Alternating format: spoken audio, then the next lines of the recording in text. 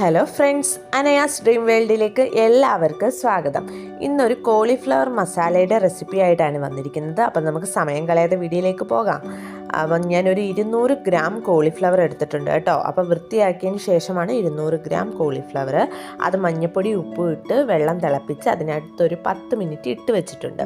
അതിനുശേഷം തണുത്ത വെള്ളത്തിൽ 2 വട്ടം കഴുകിയെടുത്തിട്ടുണ്ട് കേട്ടോ. എന്നിട്ട് നമുക്ക് കുക്ക് ചെയ്ത് തുടങ്ങാം. അതിനായിട്ടൊരു പാൻ വെച്ചിട്ടുണ്ട്. പാൻ ചൂടാകുമ്പം നമുക്ക് ഓയിൽ ഒഴിച്ചു കൊടുക്കാം. ഓയിലൊന്ന് ചൂടാകുമ്പം 2-3 വറ്റൽമുളക് ഒന്ന് പൊട്ടി വരുമ്പോൾ നമുക്കൊരു 2 മീഡിയം സൈസ് വലിയ ഉള്ളി നീളത്തിൽ ചെറുതായി ഒന്ന് അരിഞ്ഞത് നമുക്കതിലേക്ക് എണ്ണയിലേക്ക് ഇട്ട് കൊടുക്കാം. എന്നിട്ട് നല്ല രീതിയിൽ തന്നെ നമുക്കൊന്ന് വഴറ്റി കൊടുക്കാം കേട്ടോ. എന്നിട്ട് നമുക്കിത് ഉള്ളി ഒന്ന് പെട്ടെന്നൊന്ന് വാടി കിട്ടാൻ വേണ്ടി ഒരു കുറച്ച് ഉപ്പ് നമ്മൾ ഇട്ട് കൊടുത്തൊന്ന് വഴറ്റിയെടുക്കുക.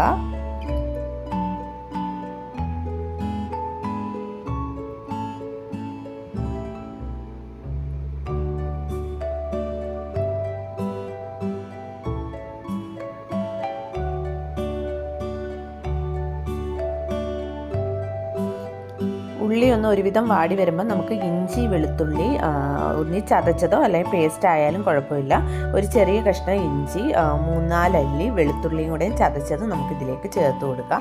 എന്നിട്ട് ഇത് രണ്ടും കൂടെ നല്ല രീതിയിൽ മിക്സ് ചെയ്ത് ഉള്ളി നല്ല രീതിയിൽ ഒന്ന് വാടി വരുന്ന ടൈമിൽ നമുക്കിതിലേക്ക് മസാലയ്ക്കായിട്ടുള്ള പൊടികൾ ഇട്ട് കൊടുക്കാം. 1 സ്പൂൺ മുളക് പൊടി, 1.5 സ്പൂൺ മല്ലിപ്പൊടി, 1/4 സ്പൂൺ മഞ്ഞൾപ്പൊടി, 1/2 സ്പൂൺ ഗരം മസാല, 1/4 സ്പൂൺ പെരിഞ്ജീരകം പൊടിച്ചത്. എന്നിട്ട് പൊടിയുടെ പച്ചമണം മാറുന്നത് വരെ നല്ല രീതിയിൽ ഇതൊന്ന് മിക്സ് ചെയ്ത് കൊടുക്കുക.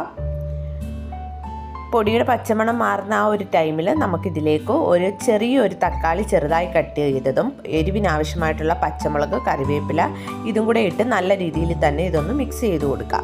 എന്നിട്ട് ഈ ഉള്ളിയും തക്കാളിയും എല്ലാം കൂടെ ഒന്ന് മിക്സായി കിട്ടാൻ വേണ്ടി നമുക്കൊരു 1/2 ഗ്ലാസ് വെള്ളം ഒഴിച്ചു കൊടുത്തിട്ട് ഒന്ന് മിക്സ് ചെയ്ത് നമുക്ക് അടച്ച് വെച്ച് കുക്ക് ചെയ്യാം കേട്ടോ.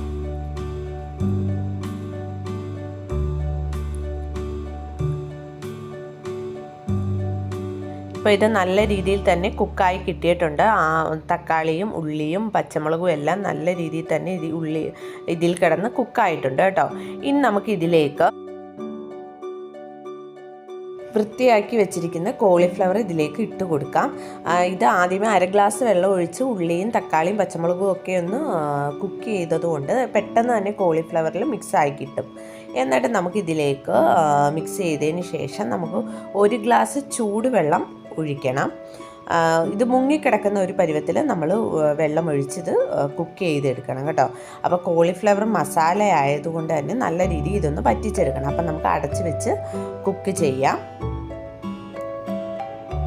അപ്പോൾ ഒരുവിധം തിളച്ച് വറ്റി വരുന്ന ഒരു ടൈമിൽ നമുക്ക് അടപ്പ് മാറ്റി തുറന്ന് വെച്ച് വേണം കുക്ക് ചെയ്യുക. എന്നാൽ മാത്രമേ ആ വെള്ളം നമുക്കൊന്ന് വറ്റി കിട്ടത്തുള്ളൂ കേട്ടോ. അപ്പോൾ തുറന്ന് വെച്ച് നമുക്ക് കുക്ക് ചെയ്യാം.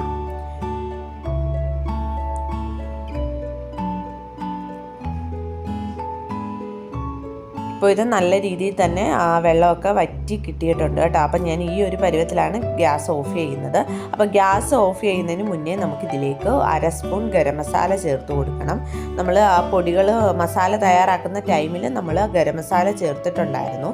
എന്നിരുന്നാലും ഗ്യാസ് ഓഫ് ചെയ്യുന്നതിന് മുന്നേ ഒരു 1/2 സ്പൂൺ ഗരം മസാലയും കൂടെ ചേർത്ത് കൊടുക്കുക. അന്നേരം ഗരം മസാലയുടെ ഫ്ലേവർ മുന്നേ നിൽക്കും കേട്ടോ.